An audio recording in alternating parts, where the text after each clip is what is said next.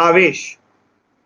आवेश को इंग्लिश में चार्ज बोलते हैं और आवेश का मतलब होता है कि एक ऐसी स्थिति जिसमें कोई भी वस्तु उत्तेजित हो जाती है और विभिन्न प्रकार के कार्य करती है।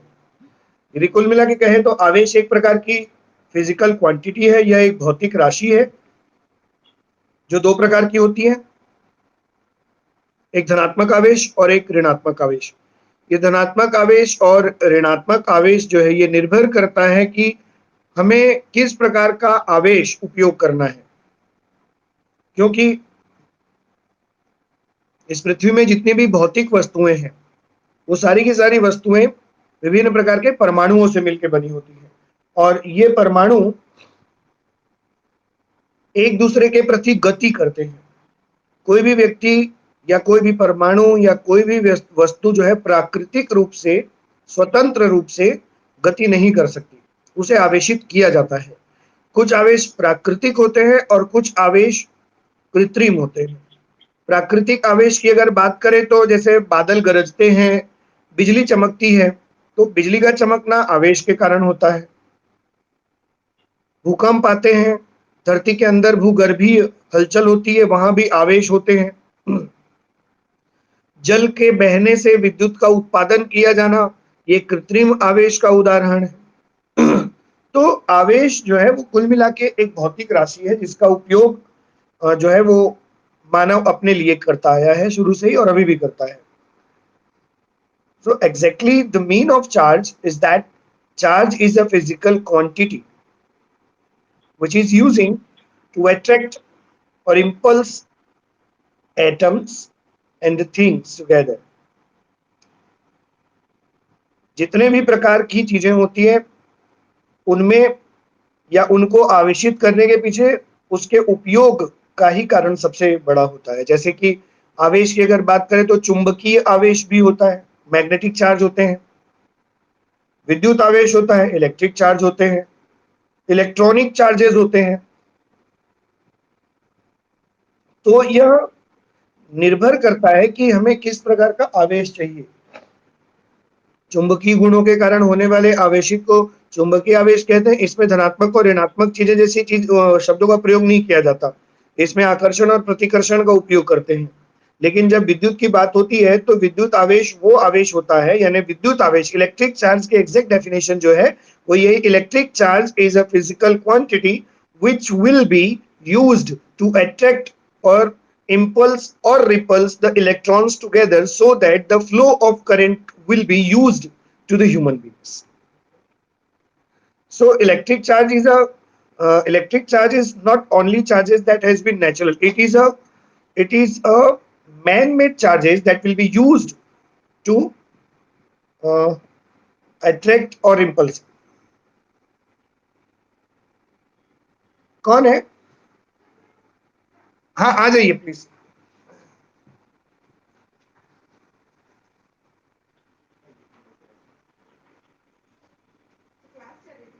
हाँ ऑनलाइन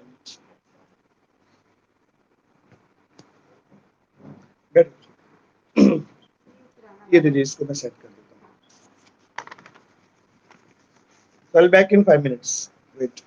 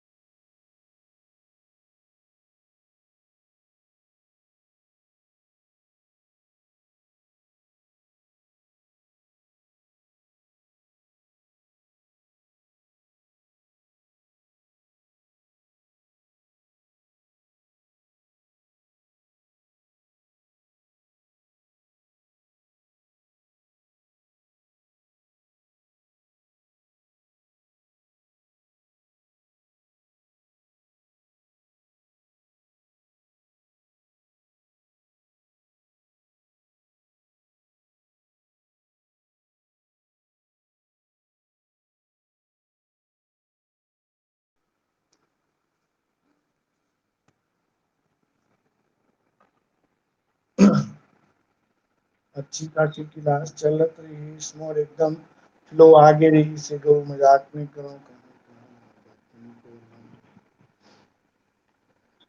मस्त रिकॉर्डिंग करे रहे हवा मालूम गा। तो आवेश को मैं बता रहा था आवेश समझ में आया क्या अंकिता? आवेश मतलब होता है चार्ज। चार्ज एक फिजिकल क्वांटिटी है, इसका यूज किया जाता है किसी भी चीज को ऑटोमेटिकली मूव कराने के लिए। मतलब हम वहां पर ना हो और वो चीज मूव हो तो उसके लिए चार्ज की जरूरत पड़ती है। इस पूरे सकल ब्रह्मांड में आवेश है जो आवेशित नहीं हो सकती। शिवानी, हाँ मेरे को लगा भग गई। इस चीज को ध्यान से अपने दिमाग में बैठाओ कि ये पूरा ब्रह्मांड आवेशित कणों से बना है। आवेश को परिभाषित करना एक अलग चीज है और आवेश का वर्गीकरण करना एक अलग चीज है। आवेश को परिभाषित करना ही अपने दिमाग में आवेश को बैठाना है। मैं समझा रहा हूं, इसको समझना है। ये टेप है, इसको मैं ऐसे रख दूंगा यहां पर तो ये मूव नहीं करेगा, है ना? कोई भी चीज,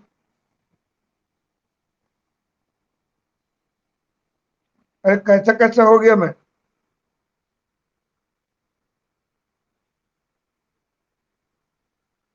इधर पीछे का कैमरा किधर है रे बाबा? ये स्पीकर दिख रहा है, ये अपनी जगह से हिल नहीं सकता, निर्जीव है ये। अगर ये अपनी जगह से हिलेगा तो उसके पीछे कुछ ना कुछ कारण होगा।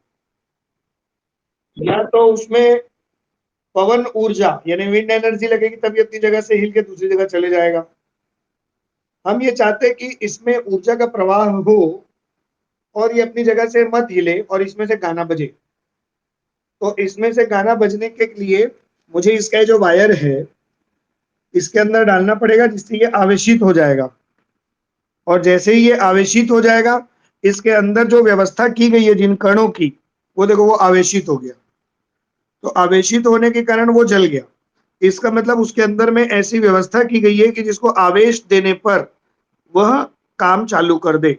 अब मैं यहां रहूं या ना रहूं, ये वो माध्यम है जिससे इसको आवेश दिया गया। ये माध्यम है, इसको आवेश देने के लिए वो स्विच बोर्ड और इसका चार्जर होता है। उस चार्जर से इसको आवेशित किया गया, इस आवेश को यहां से ट्रांसफर किया गया, तो ये होता है चार्ज। आवेश का मतलब सिर्फ इतना ही है कि किसी भी वस्तु को एक ऐसी व्यवस्था में व्यवस्थित कर देना जैसे कि वह वस्तु का निर्माण जिस उद्देश्य के लिए हुआ है उस उद्देश्य को पूरा किया जा सके। बिना आवेश के किसी भी प्रकार की विद्युत यानी कि इलेक्ट्रिक और इलेक्ट्रॉनिक संसाधनों का उपयोग नहीं किया जा सकता। पर्दे का हिलना आवेश नहीं है, गाड़ी का चलना आवेश नहीं है, पंखे का घूमना आवेश है, आवेश के कारण घूमता है वो। किसी भी वस्तु के अंदर होने वाली क्रिया उसके आवेश पर निर्भर करती है। हम दौड़ते हैं, हमें गुस्सा नहीं आता, हम बैठे रहेंगे कोई गाली बकेगा तो गुस्सा आ जाता है। तो शरीर का आवेश होना शरीर में गति करवाता है, मस्तिष्क का आवेशित होना मस्तिष्क को गति कराता है। शरीर के आवेश होने से शरीर आगे पीछे बढ़ता है, जबकि ब्रेन यानी कि जो मन में है, दिल में है, मतलब ऐसा मैंने आज तक नहीं देखा कि किसी लड़के ने बोला हो लड़की को आई लव यू और लड़की दौड़ने लग गई हो, आवेशित हो गई। मैंने कभी नहीं सुना कि किसी ने किसी को माँ बहन की गाली बकी हो और वो अचानक दौड़ना चालू कर दिया। तो और मैंने ऐसा कभी नहीं देखा कि कोई व्यक्ति बहुत तेज दौड़ रहा है और दौड़ते दौड़ते किसी लड़की के पास जाके खड़े हो गया और लड़की ने मान लिया कि आई लव यू बोल रहा है, तो ऐसा भी नहीं हो सकता। और कोई व्यक्ति जोर से दौड़ रहा है, दौड़ते दौड़ते किसी गुंडे के पास चले गया तो गुंडे को ये फील भी नहीं होगा कि मेरे को मारने आए। तो आवेश का संबंध सीधा सीधा उस वस्तु के अंदर में होने वाली क्रियाओं से है, जिसका कारण भले हम हो लेकिन हर बार नहीं। मतलब जैसे ये फैट सेल है कि नहीं है, मतलब रिमोट है, इसमें बैटरी लगाने का काम हमारा है, लेकिन बैटरी के द्वारा तो इसको चार्ज दिया जा रहा है, वो हमारा काम नहीं है।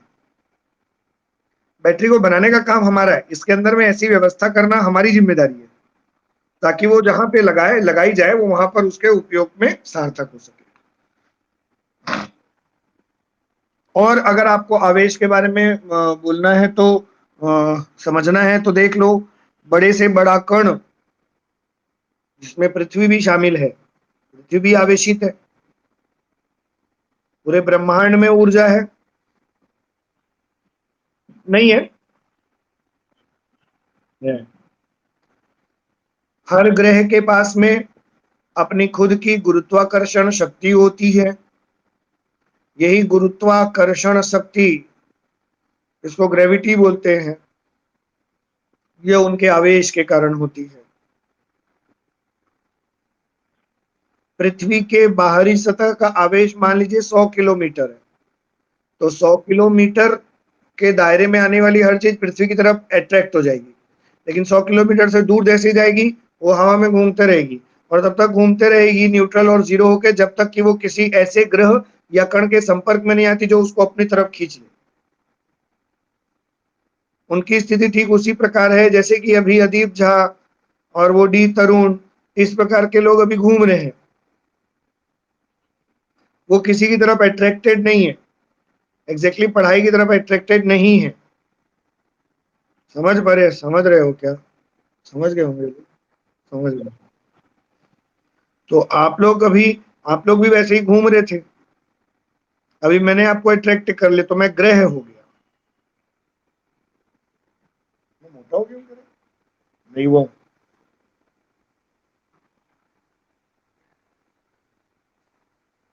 शिवानी में मोटा नहीं हो रहा। हाँ फिर ठीक है। तो आकर्षण या विकर्षण के पीछे जो चीज जिम्मेदार होती है वो आवेश कहलाती है। आवेश को हल्के में नहीं ले सकते। कई बार होता है ना, हम किसी से कुछ बात सुन लेते हैं तो आवेश में आ जाते हैं, तो ज्यादा आवेश में आने की जरूरत नहीं है, मतलब ऐसा गुस्से में आने की जरूरत, आवेशित हो गए। वो जवारा विसर्जन होता है, वो मुंह में ऐसे बाना धरे रीते तेन होकर आगे में झूपन झूपन चालू कर दे, वो आवेशित हो गए हैं। बारात निकलते रहता है, बड़ा बड़ा बाजा बजते रहता है, नागिन का धुन जैसे ही बजता है सब लोग आवेशित हो जाते हैं, एक विशेष प्रकार की पोजीशन में आ जाते हैं। गरबा होता है, जैसे ही फास्ट होता है हम लोग स्लो नाचते रहते हैं, अचानक एकदम भागर भागर सन्नेड़ो बज गया तो फिर अलग ही कार्यक्रम चालू हो जाता है। तो ये सारा कुछ मामला आवेश का है। आवेश बहुत ही जरूरी है किसी भी चीज के लिए। अब आप लोगों से निवेदन है कि आवेश से संबंधित यदि कुछ पूछना हो पूछ सकते हैं, लेकिन उसके पहले एक चीज, मेरी स्कूल खुलने के बाद पहली बार मैंने स्कूल में बिना कुछ किए बिना 2000 रुपया कमाया, और अब से मैं वही काम करूंगा। एक जन लेडी थी, पता है, उसको एक्सपीरियंस सर्टिफिकेट चाहिए था बीएड करने के लिए, तो बीएड करने जाते तो एक्सपीरियंस सर्टिफिकेट की जरूरत पड़ती है, तो उसको किसी ने मेरा नंबर दिया, मैंने हाँ बोल दिया, 2000 रुपया लगेगा बोला, तुरंत कड़क नोट 2000 का लिया और सर्टिफिकेट बना दिया। वही लोग आए थे। ये देखो, ये हमने बना दिया उसको।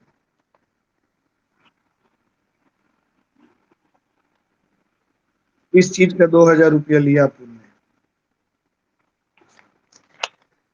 आप लोग के संपर्क में भी ऐसे कोई लोग हो तो उसको मेरा नंबर दे। लाखों में खेलना, लाखों में। एक महीने की तनख्वाह 3 लाख रुपए होनी चाहिए साला, बता दिया मैं। उसके बाद अपन लैम्बोर्गिनी से कम वाली गाड़ी में नहीं घूमेंगे। और लैम्बोर्गिनी के अंदर में साउंड सिस्टम तो रहेगा, बाहर में भी 2 ठो पोंगा ऐसे लगा रहेगा, एक खोपड़ी में आगे की तरफ, एक पीछे की तरफ। जैसे कचरा गाड़ी में लगा रहता है ना, खाली आगे की तरफ, मेरे लैम्बोर्गिनी में आगे पीछे दोनों तरफ भोंपू लगा रहेगा। और गाना वही वाला चलेगा, बस एक ही 2 गाना चलेगा। पहले चलेगा लैम्बोर्गिनी चलाई जाने ओ, यही वाली लाइन चलेगी और दूसरे इसके आगे कुछ नहीं चलेगा। और दूसरा वाला गाना वो चलेगा, मैं तेरा एम्पलीफायर, बुफर तू मेरी, बस ये 2 लाइन ही चलेगा दिन भर।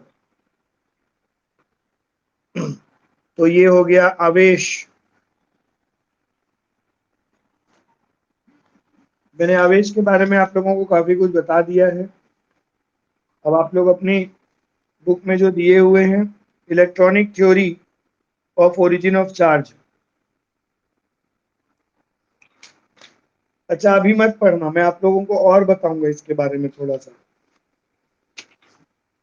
हम्म, अच्छा।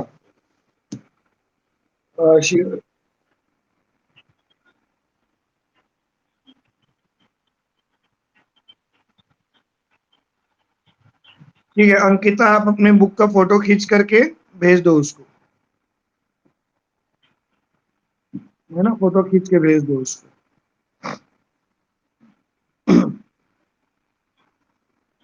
हैं,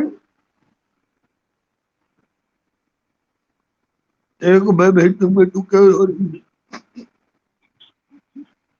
मेरे पास 2 बुक है 12वीं की हिंदी मीडियम की, फिजिक्स की।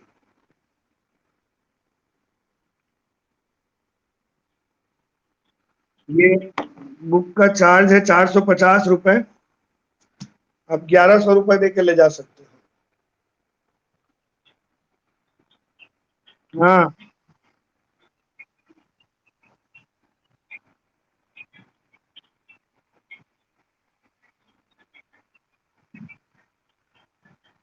ये आप अपने हिसाब से देखो, क्योंकि पढ़ना आपको है, आप अपनी उपयोगिता से पढ़ो। ये कोई स्कूल नहीं है कि अलग से कॉपी बनाओ या वो बनाओ, या ऐसा कोई नियम कानून नहीं है। मेरे पास एक ही नियम कानून है कि जो चीज आपके उपयोग की है वो हमेशा आपके पास में रहे, चाहे वो 9th का हो, 10th का हो, 11th का हो, केमिस्ट्री का हो, फिजिक्स का हो, इन्हें भूगोल का हो, आपका काम में आने का होने का। बाकी मेरे को कोई दिक्कत नहीं है, कागज का रफ कागज में भी लिखेगा तो मेरे को चलेगा। पर आपके पास में होना चाहिए जो आपको पता है, आपने पढ़ा है। क्योंकि ये छोटी छोटी चीजें ही जाकर के आगे बड़ी बनती हैं और लोग समझ नहीं पाते। मैंने 12th वालों को पूछा व्हाट इज चार्ज, तो they were unable to speak what is the charge. Some of them was telling to me charge is a thing when we are rubbing the कंगी like balloon, they were giving me the example but they were not able। तो वो जब कोई चीज का answer देने में enable होते हैं ना, तो मुझे दुख इसलिए नहीं होता कि वो नहीं दे पा रहे हैं, मुझे तकलीफ इस बात से होती है कि मैं उनको सिखा नहीं पाया। तो फेल्यूर से ही सक्सेस मिलती है, मतलब फेल्यूर इज अ की ऑफ सक्सेस ऐसा बोला जाता है। तो मैंने सीखा कि कैसे 12th वालों के दिमाग में कोई चीज गुजेड़ना है, क्योंकि उनको मैं अगर कुछ भी पूछता हूँ तो बहुत ही कम चीज ऐसी होती है जिसको वो बता पाते हैं, बावजूद इसके कि मैंने हर एक चीज का एग्जाम्पल दिया है। 12th में सबसे अच्छी बात यह है कि जितने भी टॉपिक्स है ना वासनी, अंकिता, शिवानी, जितने भी टॉपिक हैं, हर टॉपिक का एग्जाम्पल मैं आपको फिजिकली दिखा सकता हूँ, दे सकता हूँ, बता सकता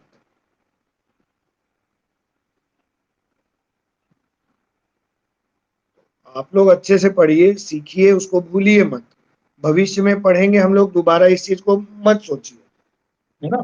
जब हम कहीं जॉब करने जाते हैं तो हमको जॉब के पहले हफ्ते में जो चीज़ें सिखाई जाती हैं, है ना? सीखने के बाद में हम ज़िंदगी भर वहाँ जॉब करते हैं। 1 हफ्ते के बाद में जो नई चीज़ आती है तो हम उसके बाद जाते नहीं पूछने के लिए, कैसे बनेगा? क्योंकि हमारे को उन 7 दिनों में वो बेसिक चीज़ सिखा दी जाती है और उसके बाद जॉब में जब हम जाते तो हम पढ़ के थोड़ी जाते कि हमको क्या करना है। यूज़ करते हैं। तो पेपरलेस बनाओ अपने ब्रेन को। हालाँकि आपकी एज कम है इसलिए लिख के प्रैक्टिस ज़रूरी है, क्योंकि ब्रेन उतना डेवलप नहीं है इसलिए लिख के प्रैक्टिस ज़रूरी है। लेकिन इतने भी मूढ़ अज्ञानी नहीं हो आप लोग कि बिना लिखे बिना याद नहीं रखोगे। एनालिसिस करो। मैंने जो बताया आप उससे ज़्यादा जानते हो। मैंने जो बताया उनसे ज़्यादा चीज़ें आपके आस-पास हैं। ऐसा सोचे करो कि सर ने अगर बलून का एग्ज़ाम्पल दिया है तो हम इस प्रकार के और कौन से एग्ज़ाम्पल ले सकते हैं। मैंने अगर कंघी का दिया है तो क्या हम स्केल का ले सकते हैं क्या? मैंने अगर फाइबर की चेयर का एग्जाम्पल दिया है तो क्या हम एबोनाइट का ले सकते हैं क्या? मैंने अगर मैग्नेट का दिया है तो क्या हम इलेक्ट्रॉनिक मैग्नेट का ले सकते हैं क्या? अपने ब्रेन को वर्सटाइल बनाओ। अपने ब्रेन को डेवलप करो। एक बार जो चीज बताई जाए वो उतनी नहीं होती अंकिता, है ना? वो लिमिटेड नहीं होती। मैं आपको एक एग्जाम्पल, दो एग्जाम्पल, तीन एग्जाम्पल, 30 एग्जाम्पल दे सकता हूँ, लेकिन ऐसा तो हो ही नहीं सकता कि केवल 30 ही एग्जाम्पल है, हो सकता है उससे ज्यादा भी हो, मुझे ना पता हो, आप लोगों के ध्यान में हो। तो आप लोग ध्यान रखो, हमारे शरीर में भी चार्ज होता है, पृथ्वी में भी चार्ज है। तो इसको एनालिसिस करो कि हम में जो चार्ज है क्या वही चार्ज पृथ्वी में है? बताओ शिवानी, क्या हमारा और पृथ्वी का चार्ज एक जैसा है या अलग है? और इसको प्रूफ करो। अगर एक जैसा है तो कैसे है, और अलग अलग है तो कैसे है? प्रूफ करो।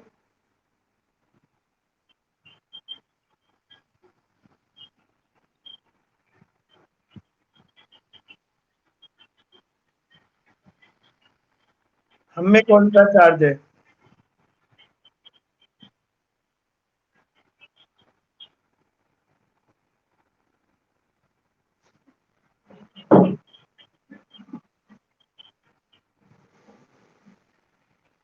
चल नहीं पाते, उड़ते रहते।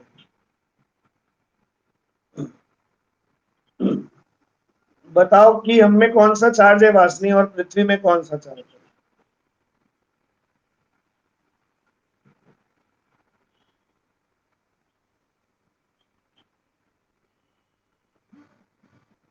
ये रही वासनी कैसे बैठे हैं, बोलत नहीं है कहीं। वाह, वाह, वाह वासनी।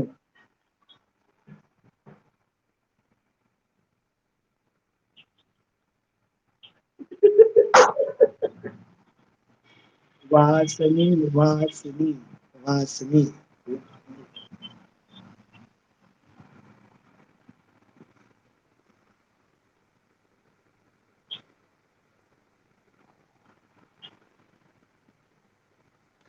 चलो अंकिता आप बता दो, अगली हो।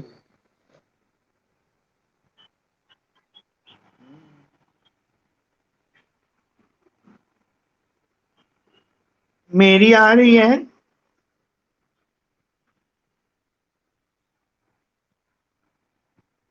बताओ अंकिता, हमारे अंदर कौन सा चार्ज है?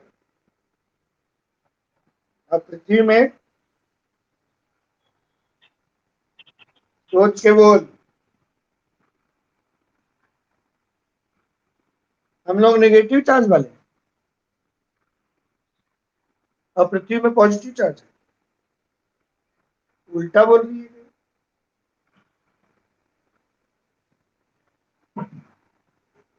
अच्छा।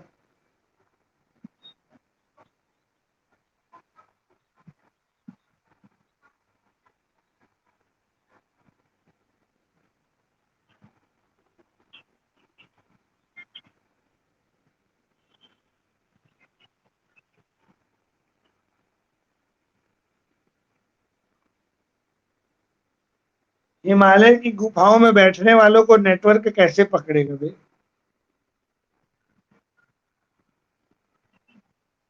ऊपर छत में चला जाओ, ऊपर छत में, 5th फ्लोर के ऊपर टंकी के ऊपर बैठो।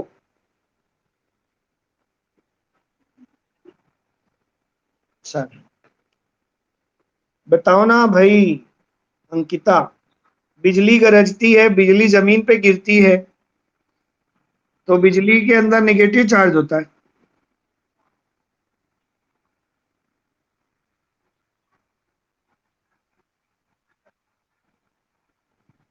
गिरती है उसके बाद नेगेटिव होती है, कि नेगेटिव होती है इसलिए पृथ्वी की तरफ गिरती है?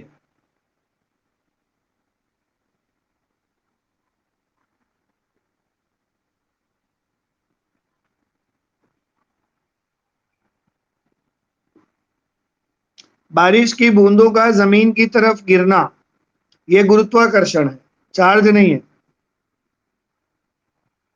बिजली का जमीन की तरफ गिरना आकर्षण है, गुरुत्वाकर्षण नहीं है, क्योंकि बिजली चमकती है आवेश यानी चार्ज से, और पानी गिरता है अपने भार से। तो बिजली पृथ्वी की तरफ आती है, इसका मतलब क्या हमारी पृथ्वी में पॉजिटिव चार्ज है कि नेगेटिव चार्ज है भाई? बताओ ना भाई। और हमारे अंदर नेगेटिव चार्ज है,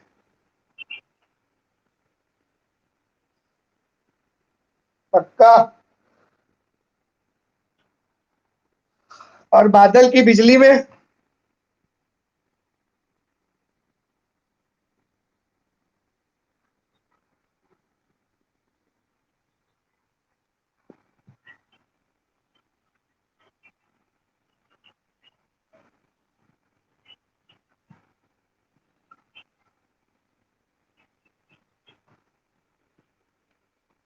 इस लड़की ने बिजली को हवा के कांटेक्ट में आके जोड़ के पूरे गोबर कर दिया।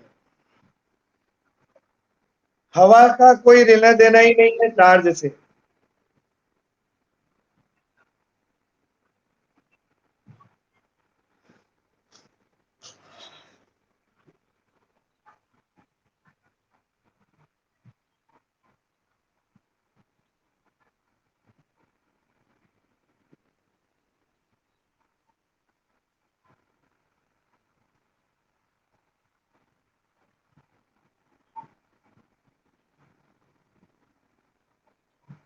चलो क्लियर कर देते हैं।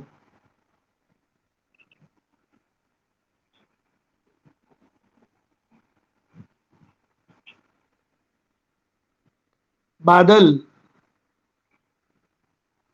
बादल, बिजली और पानी, सब में निगेटिव चार्ज।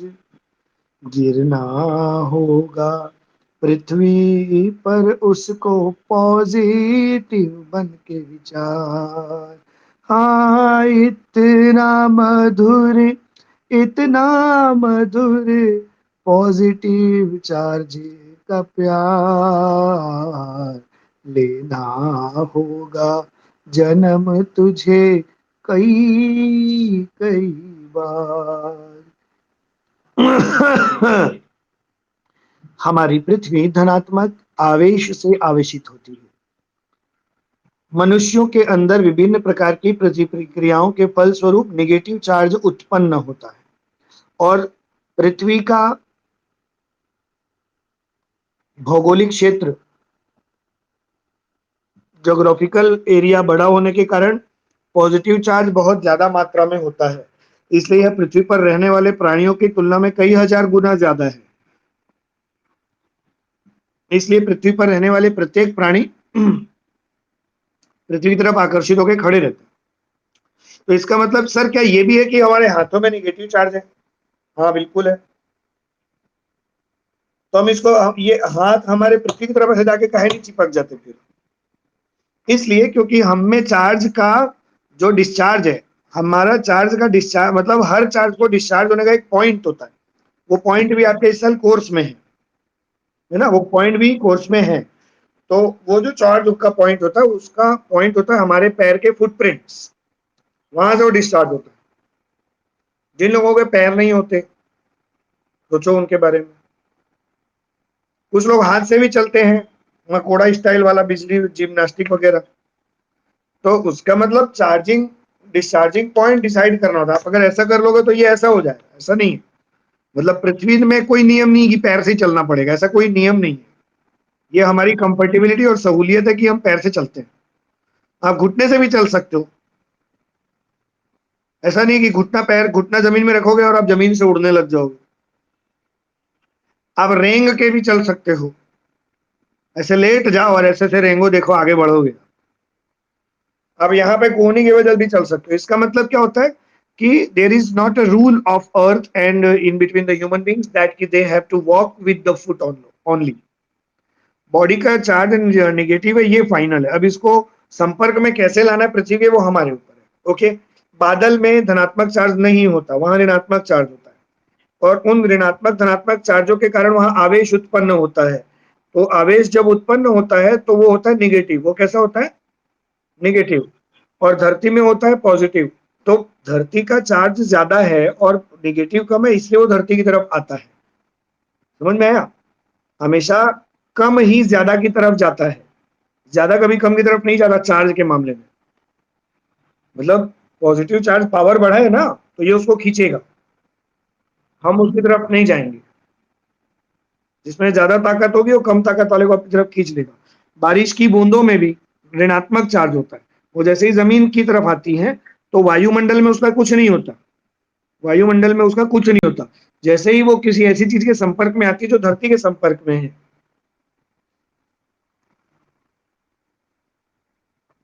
तो वो पॉजिटिव हो जाती है। जैसे आप अगर खड़े हैं और आप सोचोगे कि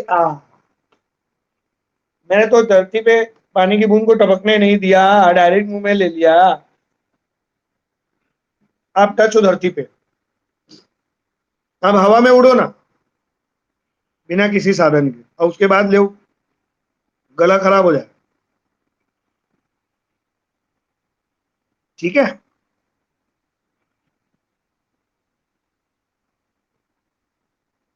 तो हम्म, हम्म।